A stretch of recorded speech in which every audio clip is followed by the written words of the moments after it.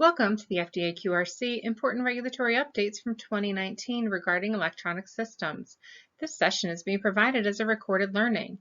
You may request a certificate of completion using the instructions located at the end of this presentation. We are pleased to provide technical content to the industry, and should you have any questions, please reach out using the contact information provided.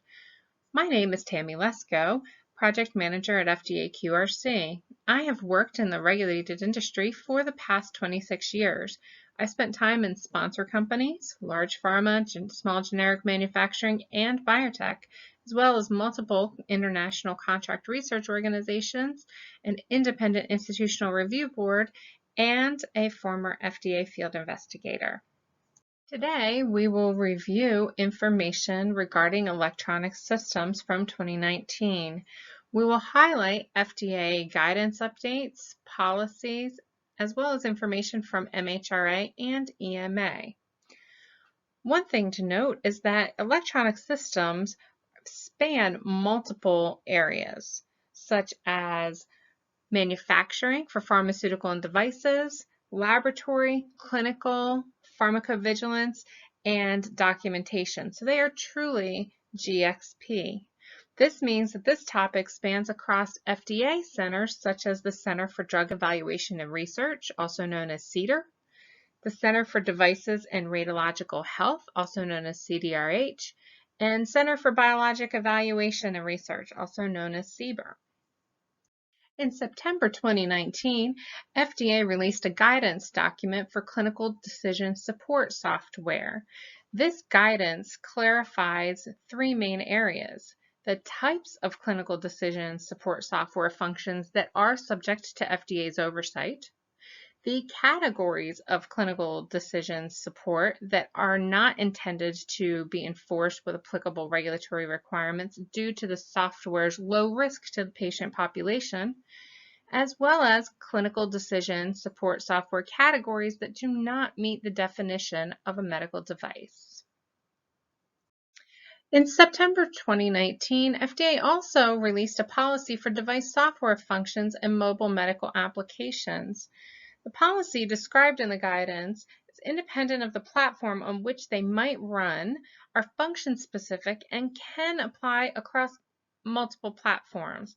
Therefore, the policies using terms such as mobile medical apps, mobile medical app manufacturers, device software functions, and device software function manufacturers are not specific to whether it's deployed on the mobile platform or a general purpose computing platform. It's also important to note that the policy talks about medical devices that are the software as well as software in a medical device. In October 2019, the MHRA released data integrity guidance in their blog section of their website. And this clarification started from industry questions regarding data integrity and focused on the areas of audit trail review, recording of patient data, and the amount and resolution of data to be collected.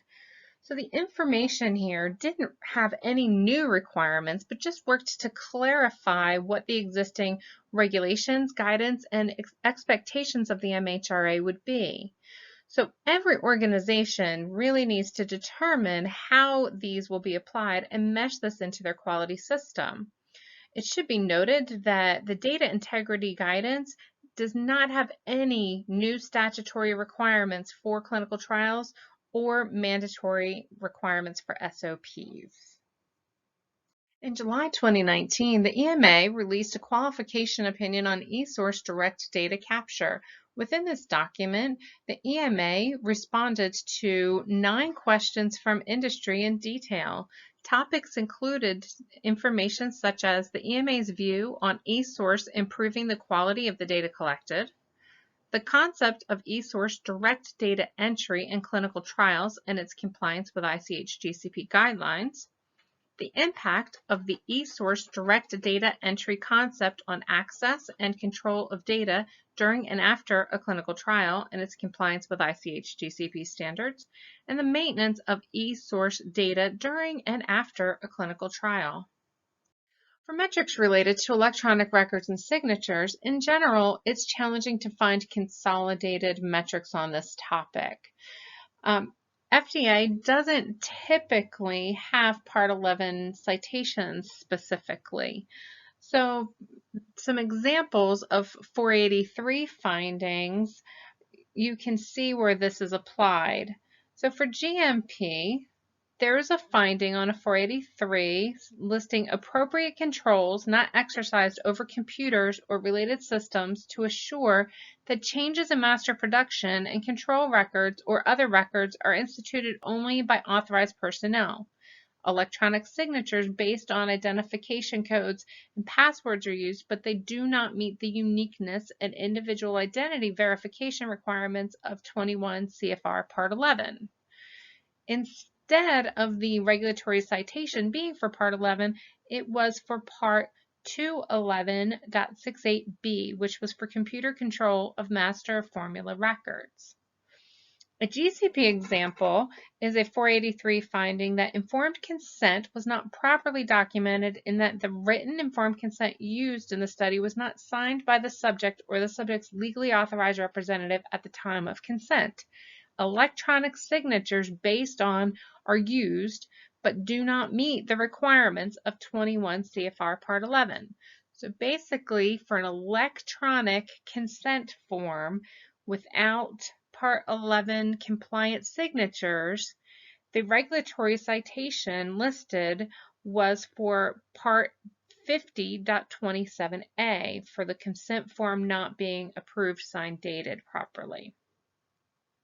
And for a device 483, there was a finding saying that software used as part of the production and the quality system has not been adequately validated for its intended use according to its established protocol.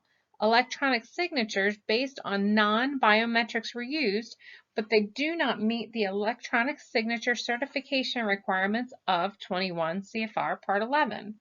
The citation used, again, was not Part 11. It was Part 820.70i, which relates to software validation for automated processes. So it is, as you can see, challenging to really identify or pinpoint how frequently there are deficiencies with electronic record signatures and computerized systems. But the FDA is focusing on technology. So, for example, moving forward, cybersecurity is an area we can expect further guidance to be released on, given that it's on FDA's radar. And this is exhibited by FDA issuing a warning to industry about cybersecurity vulnerabilities related to medical devices.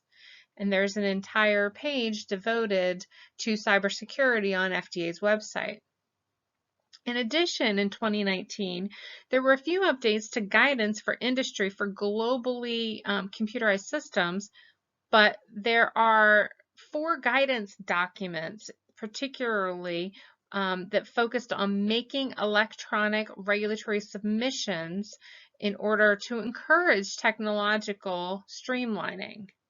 And these links for the 4 guidance documents for how to make electronic submissions are found in the reference pages.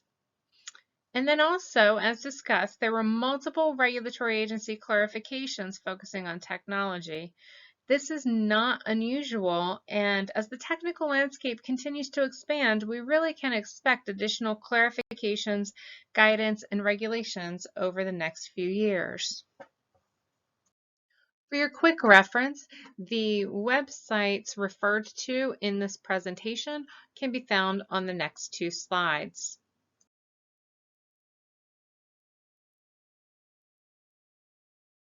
Your feedback is valuable for helping us improve future training sessions, so please take a moment to complete the survey. Also, to receive a certificate of completion, please visit this website. To learn more about FDA QRC, please reach out to Sean McBean, Business Development Director, at the information listed below. Thank you for your time and participation.